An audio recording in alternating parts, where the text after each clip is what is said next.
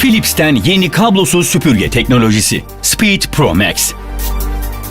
360 derece çekim gücüne sahip özel başlığıyla her yönden tek geçişte tüm tozları toplar. Benzersiz PowerBlade dijital motor yüksek çekim gücü sağlar. Ulaşılması zor yerleri kolayca temizler. LED başlığı gözle görünmeyen tozları bile ortaya çıkarır. 65 dakika uzun kullanım süresiyle Türkiye'nin bir numaralı süpürge markası Philips'ten Speed Pro Max. Süper hızlı, süper temiz.